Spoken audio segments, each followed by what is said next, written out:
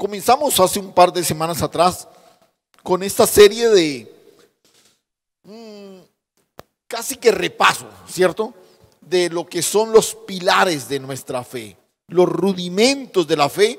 Y recuerde, establecimos como bosquejo de acercamiento al tema la propuesta del escritor de Hebreos allá en el capítulo 6, cuando dice: dejando atrás los rudimentos de Cristo, sigamos adelante, ¿cierto?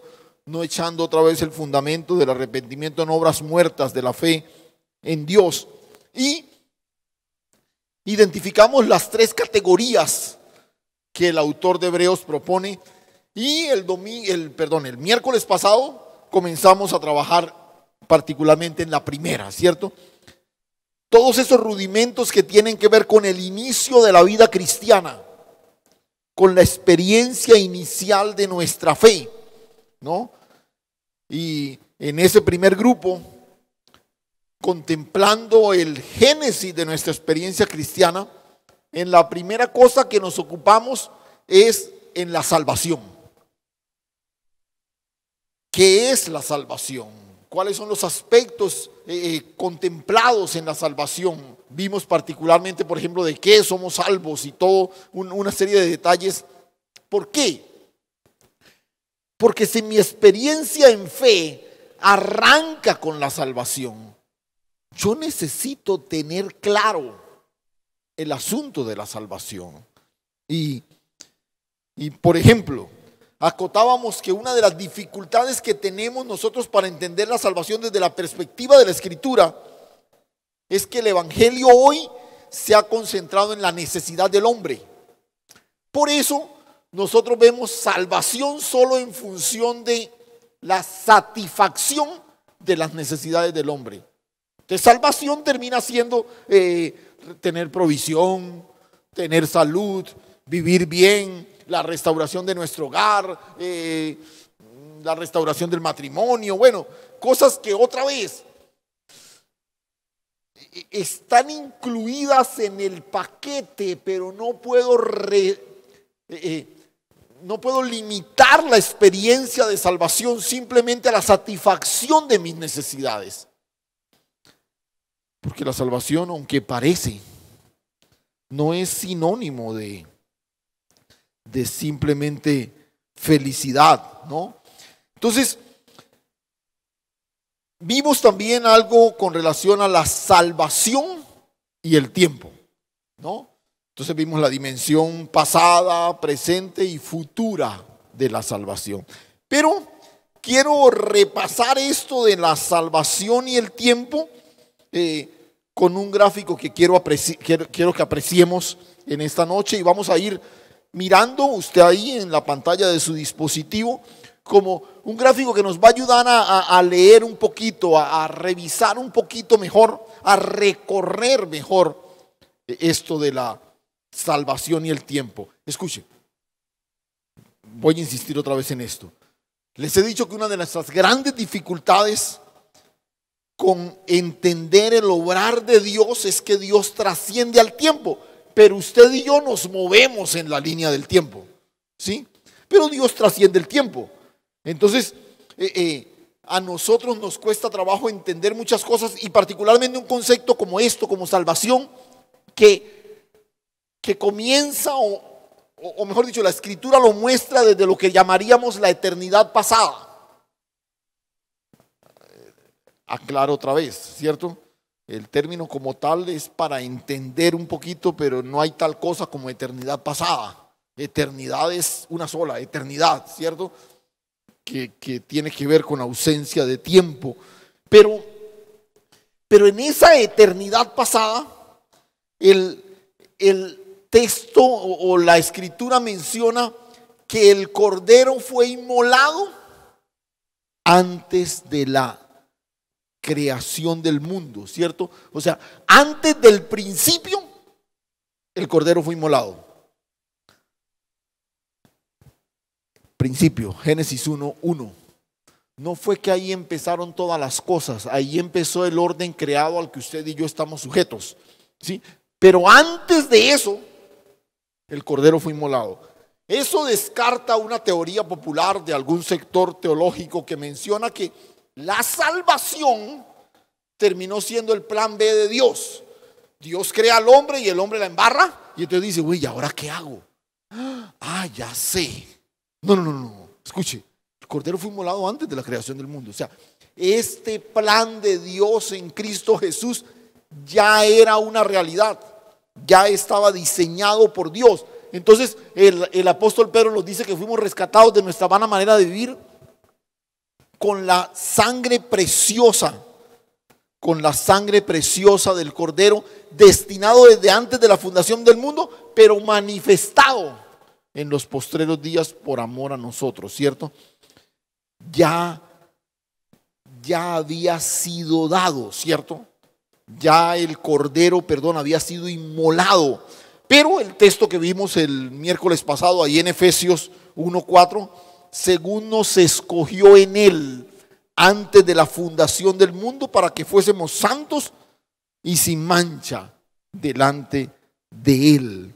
Entonces, en ese cuadro de salvación, o mejor dicho, en la historia, en el recorrido de la salvación para tratar de entenderla en el tiempo, ¿cierto? Dijimos, hay una dimensión pasada de la salvación que fue un plan previamente diseñado por Dios para la manifestación de su Hijo, ¿sí? Y que tenía que ver, que incluso, escuche esto, fuimos escogidos en Él antes de la fundación del mundo para ser santos y sin mancha. Pero si usted observa en el gráfico, ¿sí? El evento, bueno, es que no quisiera decirlo así, aunque hay un evento, ¿cierto? El evento céntrico del acto salvífico es la cruz, ¿sí? La cruz. ¿Y qué es lo que sucede en la cruz? En la cruz está lo que vamos a llamar la salvación consumada, ¿sí? Recuerda que aprendimos, aunque lo vamos a repasar ahora, aprendimos que fuimos salvos ¿de qué? ¿De qué es que fuimos salvos? De la ira de Dios. Realmente fuimos salvos de Dios. Cuando usted le pregunta, bueno, ¿usted necesita ser salvado? ¿Salvado de qué? Salvado de Dios. De Dios, de la ira de Dios. ¿Qué pasó con la salvación consumada? ¿Sí? Que el Padre puso a su Hijo en propiciación. La figura de eso que Juan menciona, ¿no? Y la idea de la propiciación viene de la figura del propiciatorio, donde se rociaba la sangre para que la gloria de Dios se manifestara y el pecado del pueblo fuera perdonado. El Hijo es puesto en propiciación para que la justa ira de Dios fuera descargada sobre él. Escuche, si usted y yo fuimos salvos de la ira, la salvación es consumada cuando la ira de Dios es descargada sobre el Hijo. Por eso la cruz, el evento céntrico del plan salvífico, es el momento en que la salvación, escuche, diseñada en la eternidad pasada, fue consumada en ese momento en particular. ¿Sí? Ahora, esa salvación previamente diseñada, consumada en la cruz, ¿cómo llega hasta Ángel Encinales? ¿Cómo llega hasta donde usted está? ¿Cierto? Y es lo que vamos a llamar ahora la salvación imputada, ¿sí? O sea, la salvación puesta sobre cada uno de nosotros. En la charla pasada no solamente analizamos de qué somos salvos, sino por quién somos salvos. ¿Y por quién somos salvos? Por Cristo. Por Cristo. ¿Y cómo es que se da ahora la salvación puesta en nosotros? Puesta en nosotros. Escuche, mi pecado es puesto sobre él, por eso la ira de Dios es descargada en él. Y la justicia de él es puesta en mí. ¿Sí? Repito, Mi pecado es puesto sobre Cristo. Por eso la salvación también es vicaria, es sustitutiva. Él toma mi lugar. Y la justicia de Él es puesta en mí. Y esto es lo que se conoce como justificación. Usted y yo en el acto salvífico fuimos justificados. Pero escuche, no por nada que hicimos, porque no tenemos la capacidad de hacer nada. Nada de lo que yo haga puede satisfacer el corazón de Dios. Solamente Dios alcanza satisfacciones en el Hijo. Este es mi Hijo amado. En Él tengo complacencia. La única complacencia del Padre es el Hijo. Por eso la justicia del Hijo debió ser puesta sobre mí, para que la redención se operara en mí por razón de la obra del Hijo, no por nada que yo haya hecho. Justificación. Pero hablamos también de la salvación en una dimensión presente. Recuerda, yo les dije, fuimos salvos y estamos siendo salvados. ¿Qué significa eso? ¿Que el Señor está siendo crucificado una vez y otra vez y otra vez? No, no, no, no. El sacrificio fue perfecto, completo, una vez para siempre. Pero su manifestación en mí es progresiva, ¿sí? Mi naturaleza está siendo escondida cada vez más en Cristo. Y eso es lo que vamos a llamar la salvación manifestada. Y es el proceso que conocemos como santificación. Santificación. Entonces, otra vez. La salvación consumada en la cruz. La salvación imputada cuando la gracia de Dios me alcanzó. Y la salvación manifestada cuando ahora el acto salvífico de Dios comienza a operar una transformación en mí. Y es lo que, repito, llamamos el proceso de santificación. Es el proceso mediante el cual se hace visible la salvación que me fue dada. ¿Sí? Se comienza a ser visible la salvación que me fue dada. Y entonces la gente comienza a mirarte y dice: ve usted como que ha cambiado.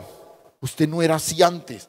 Ve usted qué le pasó. Y sencillamente se está revelando algo que nos fue dado. Pero también hablamos de una dimensión futura, ¿no? Cuando todo se ha consumado en la segunda venida de Cristo. Y es cuando nos encontraremos cara a cara con Él. Y digamos que la segunda venida de Cristo va a inaugurar lo que llamamos la eternidad futura. Y otra vez, simplemente por cuestión de término, para tratar de entenderlo, no hay tal cosa como eternidad futura. Pero para tratar de hacer diferencia entre el pasado y porque vuelvo y repito, nosotros sí estamos sujetos al tiempo.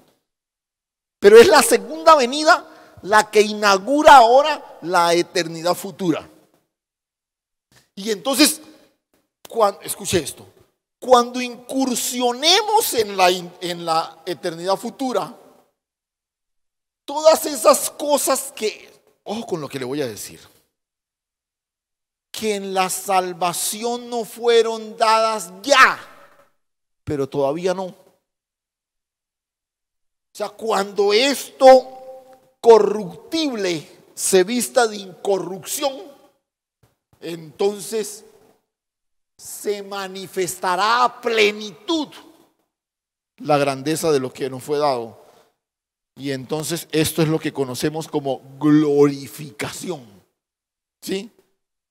Entonces, la justificación, la justicia de Dios puesta en nosotros, la santificación, la vida del Hijo formada en nosotros, y la glorificación, la identificación plena con el Hijo.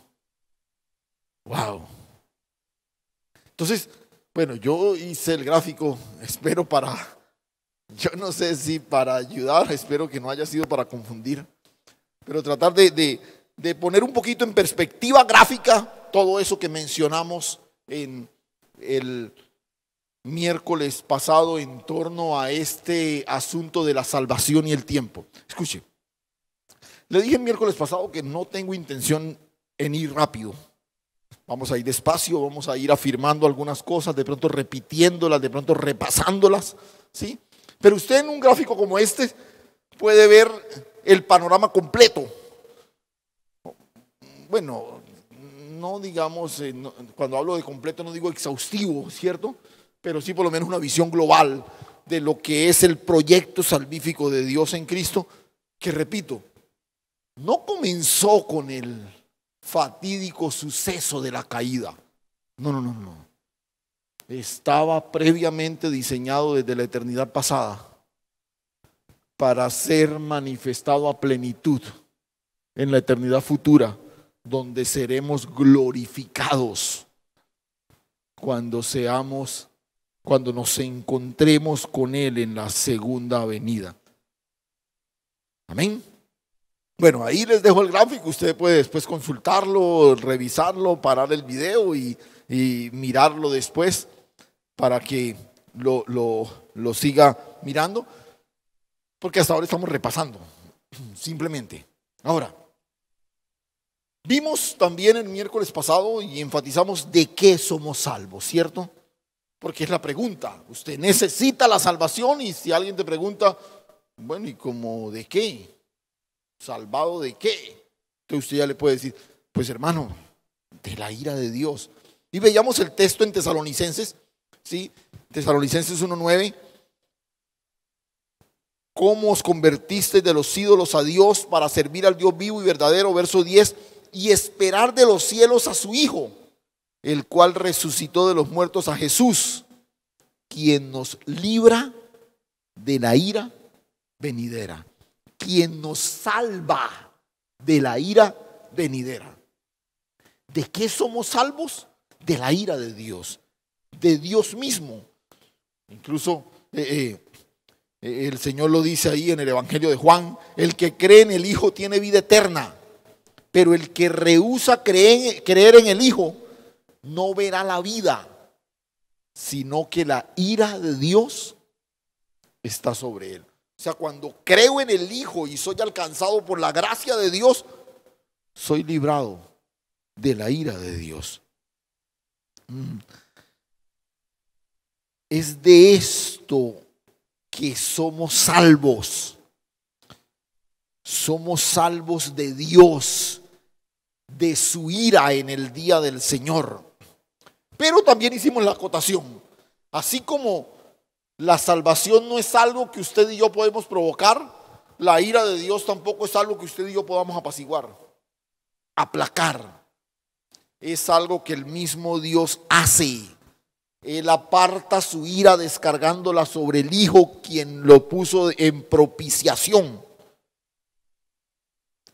Y mira, les decía que esto es lo espectacular.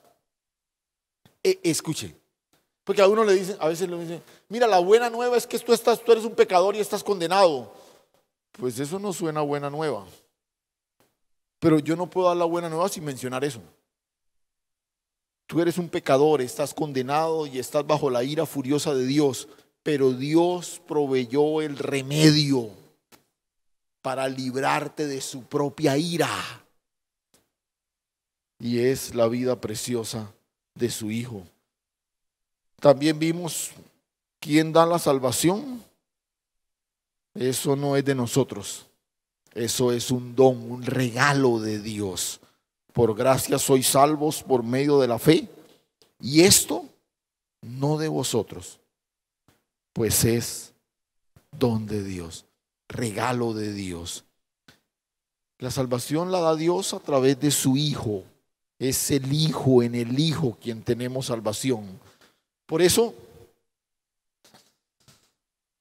bueno, ya en otro más adelante en otro capítulo veremos, porque nosotros hemos casi que encasillado la salvación a unas fórmulas, a una serie de cosas que hacemos.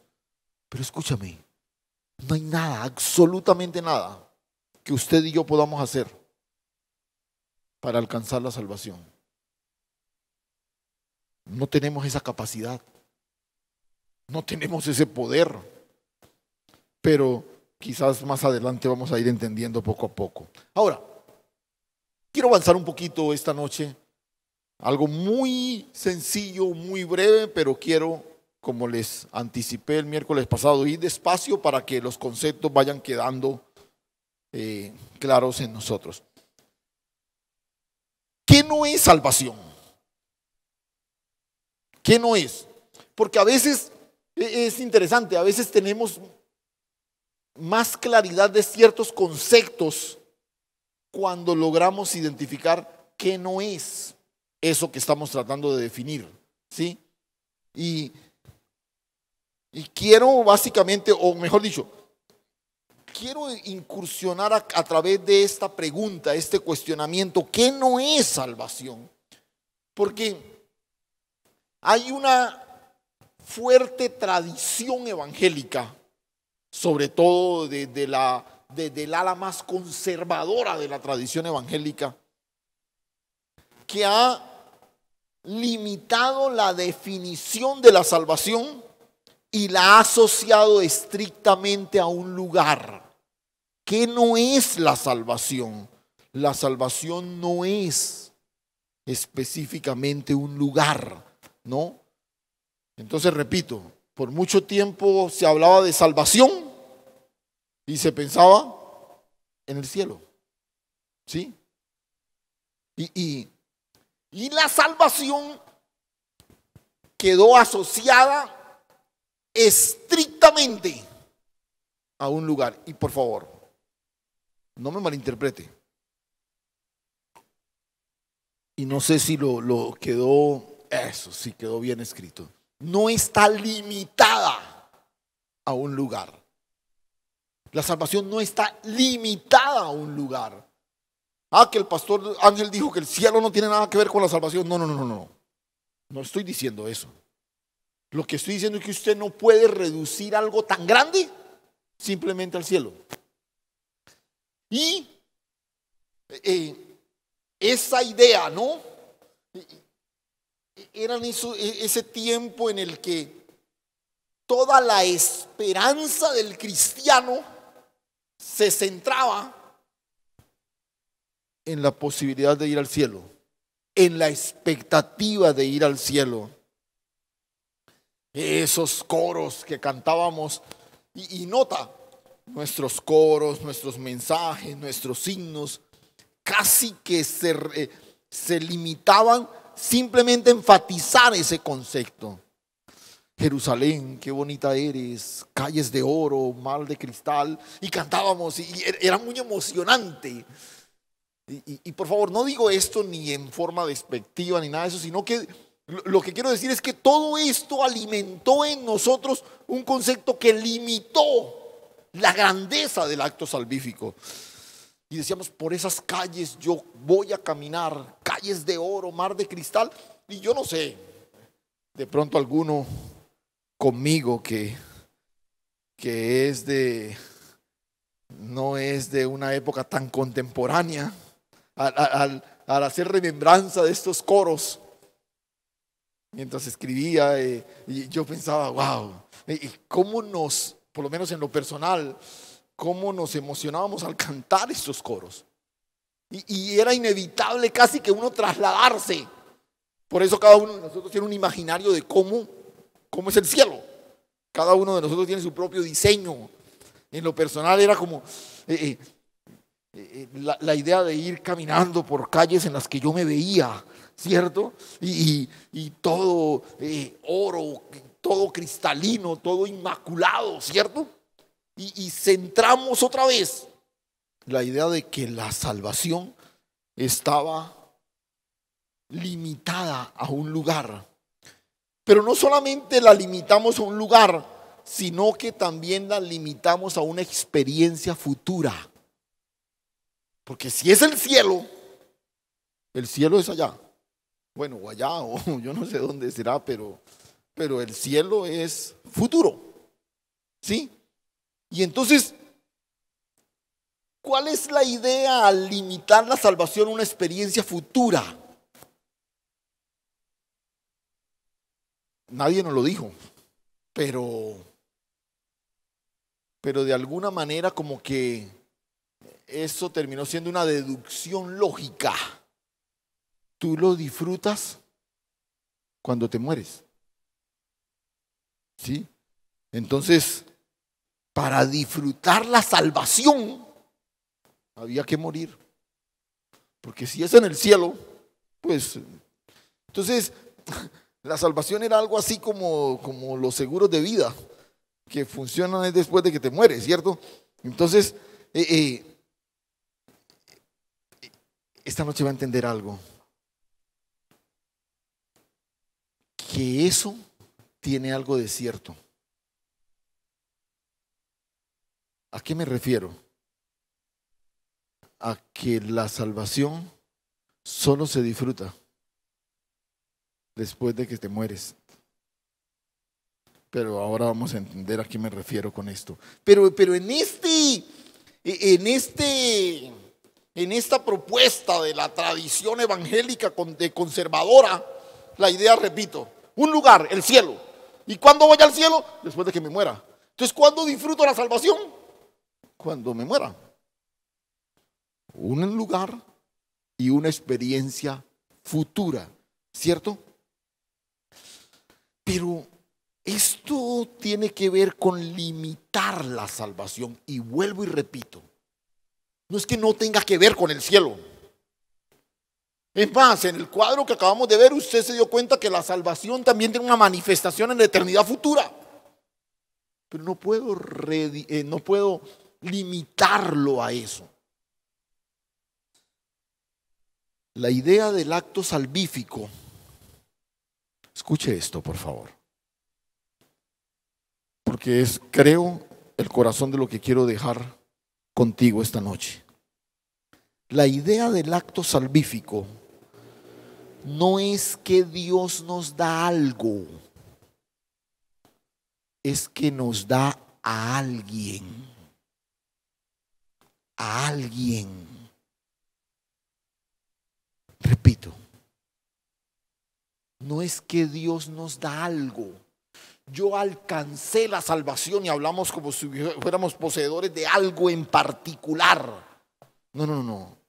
La salvación tiene que ver con que Dios nos dio a alguien. De pronto alguno está diciendo, espere un momentico, Pastor Ángel, pero la Biblia habla de algo. La salvación nos dio la vida eterna.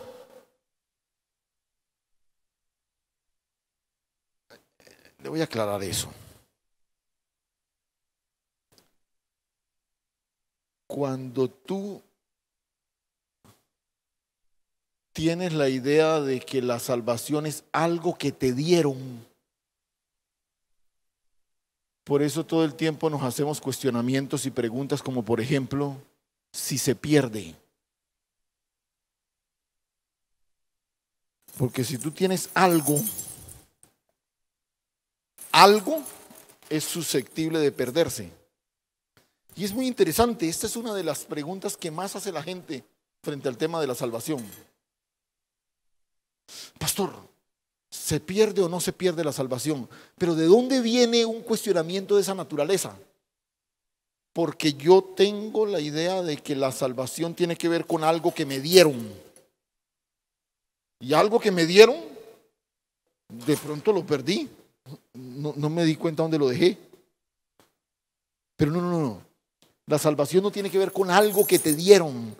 La salvación tiene que ver con alguien.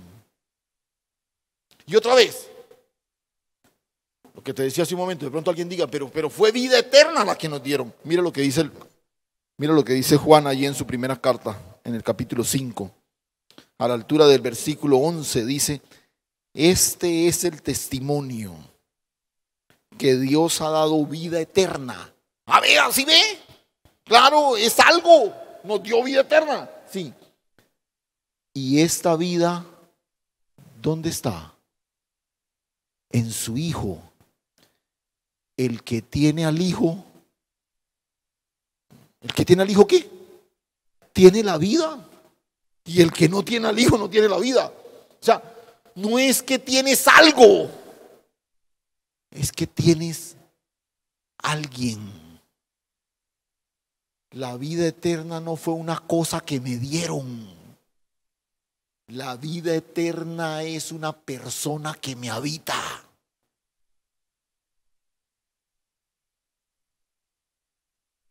Lo que, escuchen,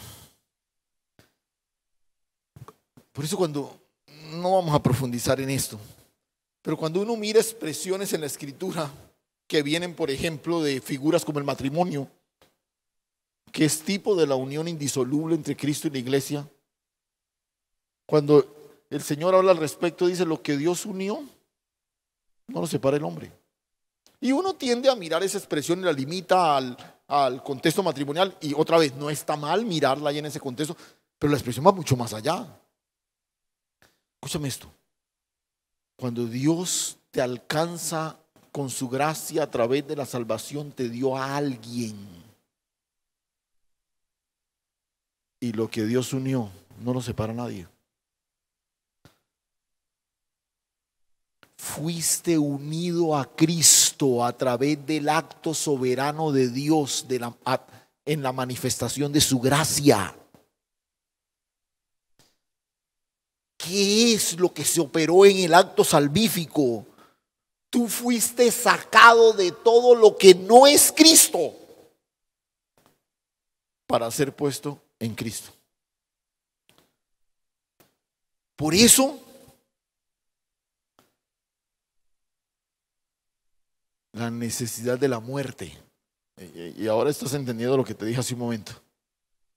Que probablemente, aunque no era el sentido en que la gente lo decía, sí hay algo de verdad en esa expresión de que la salvación solo se disfruta después de la muerte.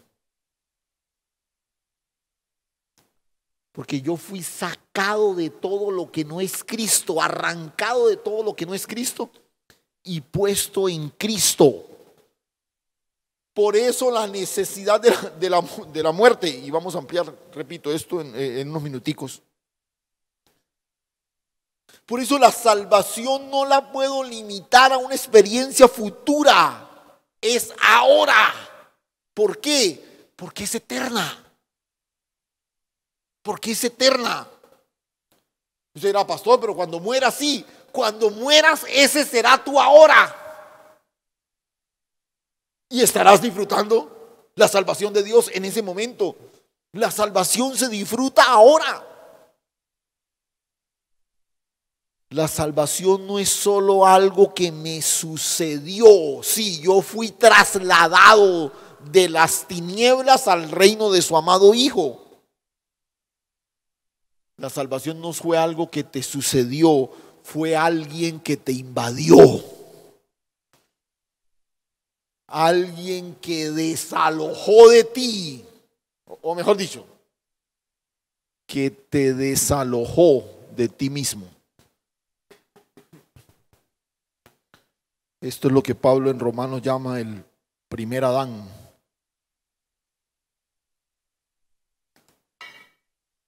Para ser establecidos en el postrer Adán. Escucha esto.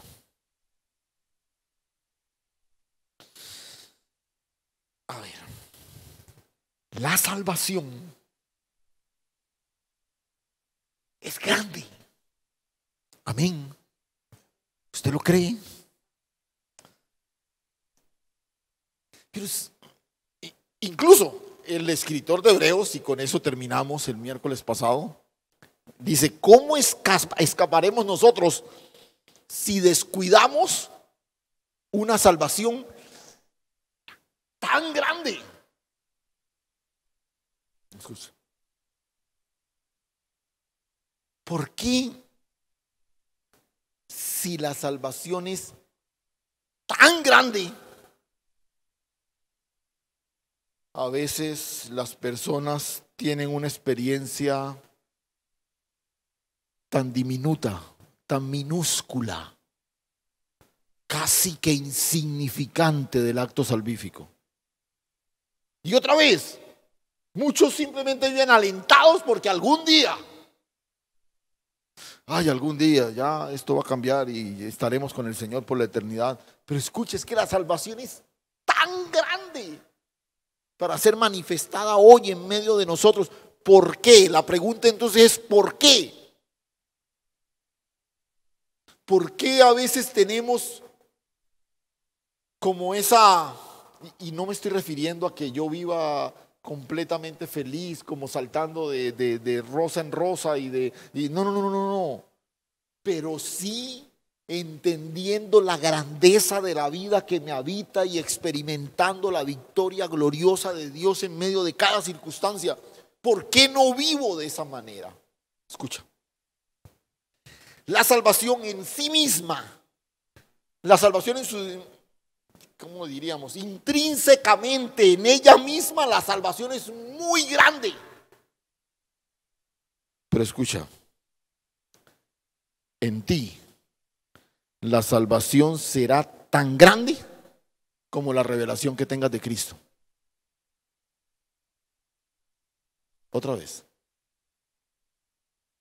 La salvación para ti, o sea, la salvación es grande.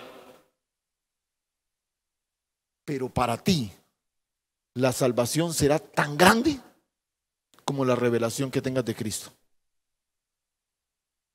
Si tengo una limitada, minúscula, reducida, mutilada revelación de Cristo, pues así voy a vivir mi salvación. Nota lo que dice Pablo allí en 1 de Timoteo capítulo 2, verso 4, dice: el cual quiere que todos los hombres sean salvos. ¿Y qué? Y vengan al conocimiento de la verdad. Dios quiere que todos los hombres sean salvos, pero también quiere que disfrutemos la salvación, que vivamos la salvación.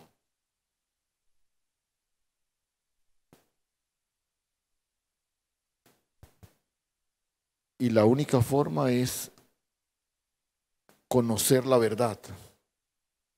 Y la verdad no es una doctrina, es una persona.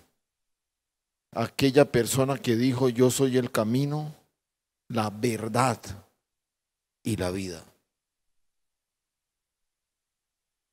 El gran desafío es que al haber sido alcanzado por la gracia de Dios, escucha lo que te voy a decir, yo ensanche mi experiencia de salvación, el deleite de mi experiencia de salvación a través del conocimiento profundo, íntimo de la verdad que es Cristo. Porque tu salvación será tan grande como la revelación que tengas de Cristo. Y bueno, quiero cerrar esta parte y quiero acudir a otro gráfico para que veamos un poquito la centralidad de la cruz en el acto salvífico. Y la salvación es una experiencia que nos lleva a la cruz, que nos pasa por la cruz. Nadie que pasa por la cruz sigue siendo el mismo. Nadie. Entonces la salvación es esa experiencia que de alguna manera me pone en relación, en contacto con la cruz de Cristo. Y la primera cosa que yo debo entender es que la cruz es el final de todo. La cruz es el final de todo. Pero antes, quiero hacer algunas pequeñas aclaraciones. Yo necesito distinguir entre crucifixión, entre la cruz de Cristo Incluso entre inmolar. ¿Cuál es la diferencia entre inmolar, entre crucificar y entre la cruz de Cristo?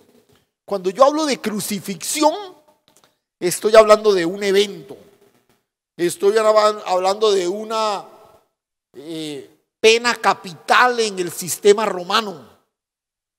Cuando hablo de crucifixión, también estoy hablando de un hecho histórico que fue una vez para siempre. Eso fue la crucifixión, ¿cierto? Pero cuando yo hablo de inmolar, cuando la Escritura habla de que el Cordero fue inmolado antes de la fundación del mundo, está hablando de otra cosa distinta. Inmolar es el sacrificio voluntario, la entrega voluntaria. No es que Cristo fue crucificado en diferentes momentos de la historia, no. Es que antes de la fundación del mundo el Cordero se entregó voluntariamente como la ofrenda del acto salvífico, que fue consumado en el evento de la crucifixión.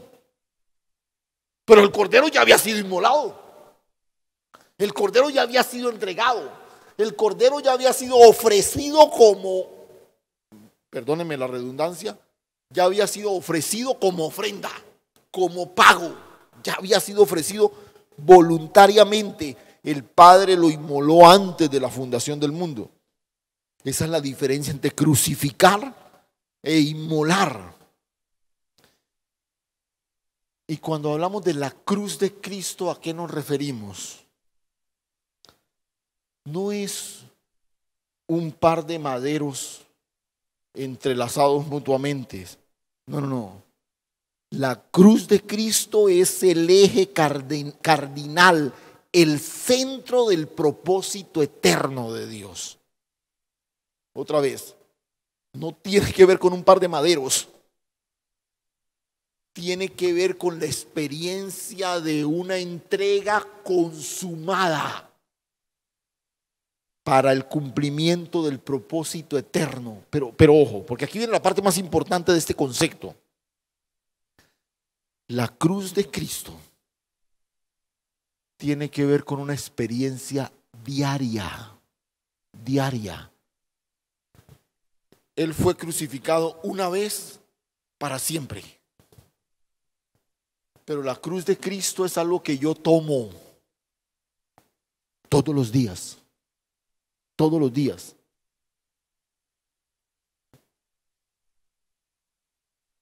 Pero siempre que hablamos de cruz, hablamos de muerte. Siempre. Siempre que hablamos de cruz, hablamos de muerte. Y te decía hace un momento, la cruz fue el final de todo. Nota, Pablo lo dice en Gálatas 2:20, un texto que los que son de casa me han escuchado mencionar, incluso lo tenemos aquí en un póster en nuestro auditorio, que la fe cristiana ha escogido como eje, y creo que es una excelente lección, Juan 3:16, ¿no? El texto que... Pero yo no sé, yo a veces pienso que este texto de Gálatas debería por lo menos estar ahí al lado en el podio, junto con Juan 3:16. Escuche, con Cristo estoy juntamente crucificado. Ya no vivo yo, mas vive Cristo en mí. Y lo que ahora vivo en la carne, lo vivo en la fe del Hijo de Dios, el cual me amó y se entregó a sí mismo por mí. La cruz es el fin de todo. Es el fin de todo. Ahí llegamos. Ahí se da la muerte. Ahí, específicamente ahí. Porque con Cristo estoy juntamente crucificado. Escúchame, yo no estuve en la crucifixión, pero estoy en la cruz de Cristo. ¿Ves la distinción? Yo no estuve en la crucifixión. Eso pasó hace, 2000 y tantos años. el evento como tal, que fue perfecto, que fue una vez para siempre, que fue completo, que fue la consumación de la promesa dada. Pero yo hoy debo estar con Cristo juntamente crucificado. Y escuche, la frase clave aquí es: ya no vivo. ¿Recuerdan lo que te dije esa postura de la tradición evangélica conservadora? Que la salvación solo se disfrutaba después de la muerte. Pues sabe que tenían razón. Solo se disfruta después de la muerte.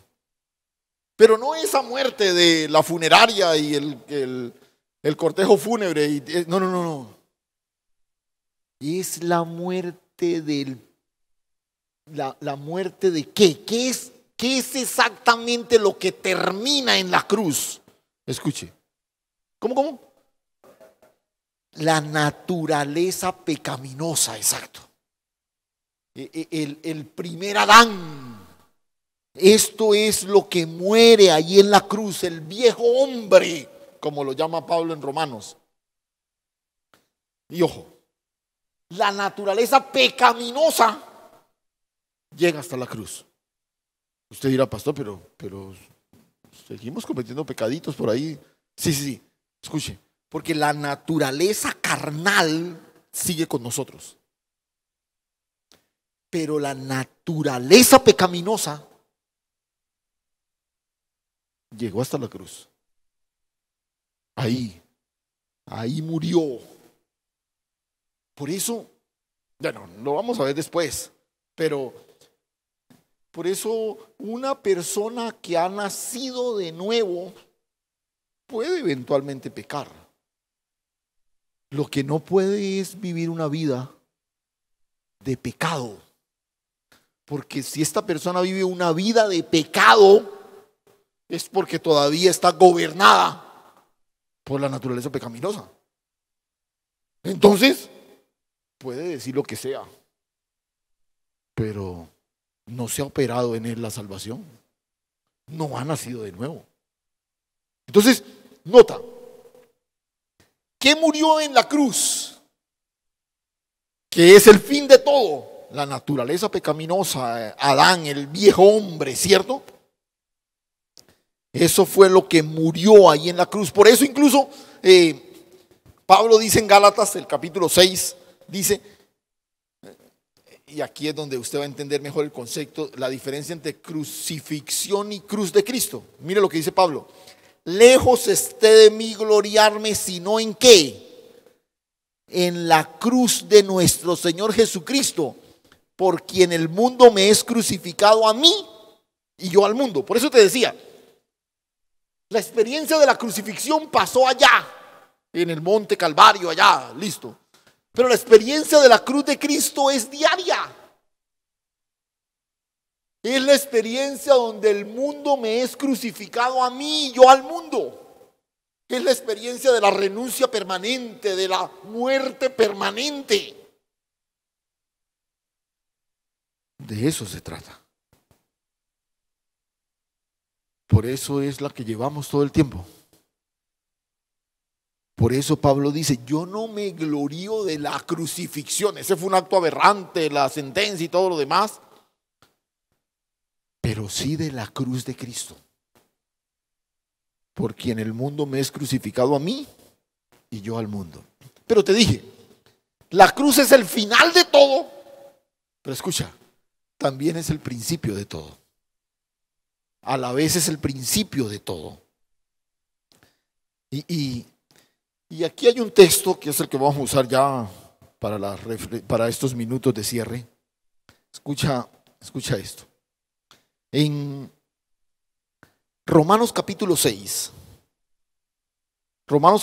verso 4 dice, porque somos sepultados juntamente con Él para muerte por el bautismo,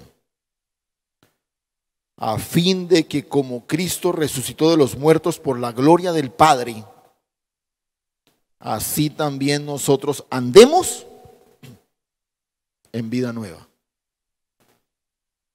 Por favor, yo quiero que lo leamos otra vez.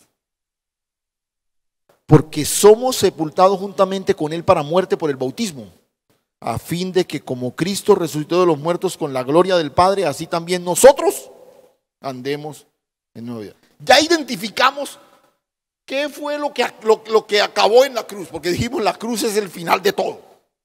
¿Qué fue lo que llegó a su final en la cruz? La naturaleza pecaminosa. ¿Sí? Ahora el texto nos va a mencionar un par de cosas más. Pero ahora vamos a mirar qué es, porque también estamos afirmando que la cruz es el inicio de todo. ¿Qué es exactamente lo que inició en la cruz? Escuche, ¿qué es lo que Pablo arranca afirmando en este versículo 4? Que nosotros morimos juntamente con Cristo y fuimos sepultados juntamente con Él. Son dos experiencias que podríamos poner en la otra parte de nuestro gráfico, ¿cierto? Como parte de lo que llegó hasta la cruz. Morimos y fuimos sepultados juntamente con Él. Y el asunto es que lo ponemos ahí por razón de... Pero son experiencias permanentes. Permanentes. Escuche. Fuimos sepultados juntamente con Él. Fuimos sepultados juntamente con Él para muerte. ¿Por qué Pablo enfatiza esto de la sepultura? ¿Qué es lo que pasa cuando se sepulta a alguien? Y probablemente es el momento más doloroso en un sepelio, en uno de esos cortejos fúnebres. Usted ha visto, la gente está en la funeraria y lloran ahí en el cajón y todo. Pero es muy interesante lo que sucede cuando la persona ya la sepultan y comienzan a echarle tierra. Muchos se descomponen. Porque de alguna forma en la funeraria como que ahí lo están viendo. Es un cadáver, ¿cierto? Pero lo están viendo. Pero cuando ya lo sepultan, ya tienen que despertar a la idea de que no lo van a volver a ver más. Y esto es muy doloroso. Y repito, mucha gente se tira ahí encima y esto y lo otro y sepúltenme con él o con ella, qué sé yo. Pero la idea de regresar a casa sin la persona, eso es... ¿Qué es? ¿Por qué fuimos sepultados juntamente con Cristo? Porque recuerda, Cristo fue crucificado, murió y fue sepultado. ¿Cuál es la idea de ser sepultado? Es que ya no lo vemos más. Fue sepultado, ya no lo vemos más. Escúchame. Dios nos sepultó juntamente con Cristo porque ya no nos quiere ver más. No más. Este ángel ya Dios no lo quiere ver más. Dios quiere ver ahora en ángel. Es la manifestación de la vida de su Hijo. Por eso la sepultura es clave. Fuimos sepultados para muerte, para que seamos resucitados juntamente con Él. Y bueno, dice para muerte por el bautismo. Bueno, esto hace parte de la ceremonia, después lo veremos, pero no nos vamos a meter en eso para que no. Pero nota lo que dice aquí. Dios nos quita de la vista a través de la sepultura. Y esto es parte de lo que sucedió en la cruz como el final de todo. Pero luego Pablo dice que fuimos resucitados juntamente con Él. ¿Para qué? ¿Para qué? ¿Qué dice el texto? Para que andemos en vida nueva. Para que andemos en vida nueva. O sea, yo morí. No es la muerte de esta que hablaba la tradición evangélica conservadora, pero igual es muerte. Pero no es de esa. Pero es necesaria. Yo fui sepultado, pero ahora resucité juntamente con Cristo. ¿Para qué? Para una vida nueva. A ver, se lo voy a decir de esta forma. Si usted no ha experimentado una vida nueva, yo dudo yo dudo que usted haya nacido de nuevo. ¿Por qué? Porque la Escritura lo afirma. Porque yo resucité juntamente con Él, no para seguir siendo el mismo ángel de antes. Pero otra vez, pero esto no es algo por lo que yo me esfuerzo.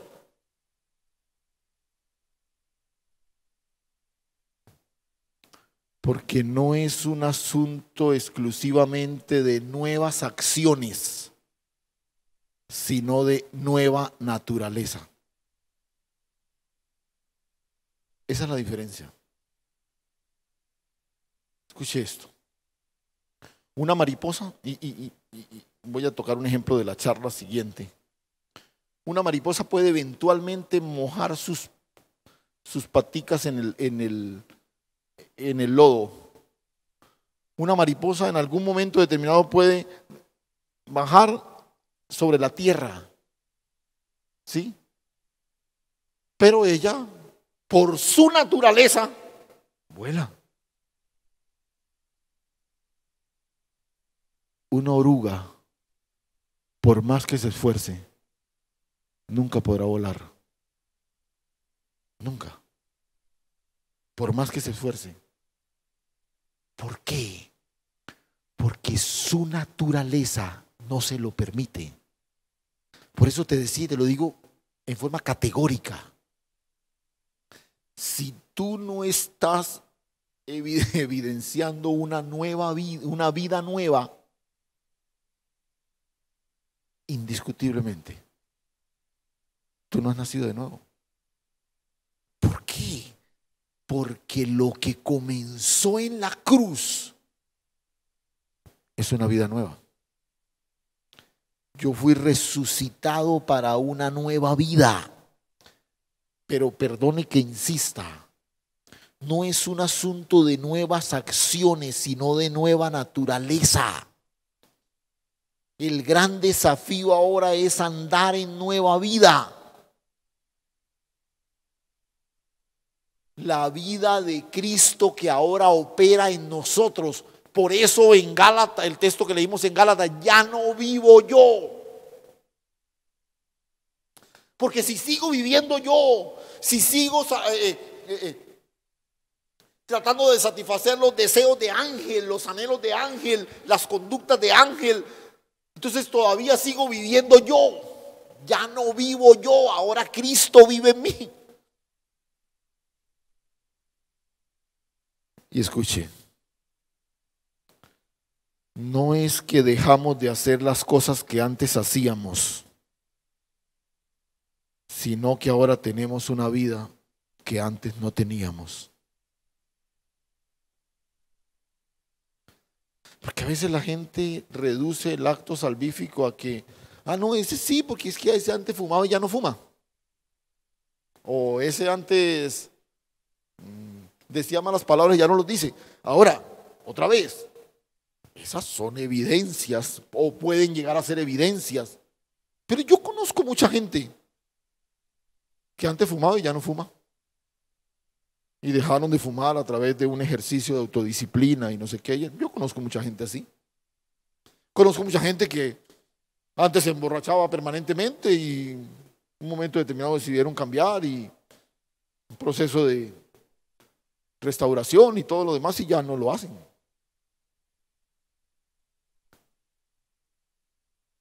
Pero escúchame, es que ahora tenemos una vida que antes no teníamos. Esta muerte, ojo con lo que te voy a decir. Esta muerte, que es requisito sine qua non para disfrutar la salvación. Esta muerte es en Cristo. O sea, Cristo murió por nosotros una muerte que nosotros no podíamos morir para darnos una vida que sin Él no podíamos recibir. ¿La cogiste? Y espero que la hayas cogido porque no lo tengo escrito aquí. Cristo murió una muerte que nosotros no podíamos vivir, no podíamos morir, para darnos una vida que sin Él no podíamos recibir.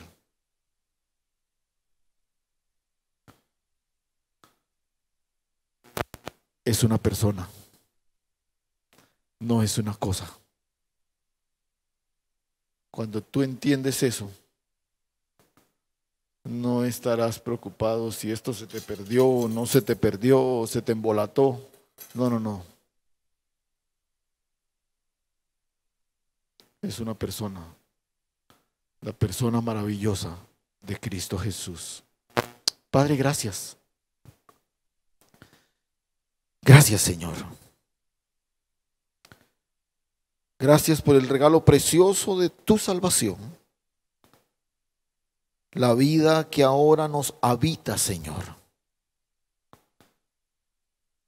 La naturaleza gloriosa que ahora nos gobierna. Porque la vieja naturaleza murió en la cruz. La frontera de todo.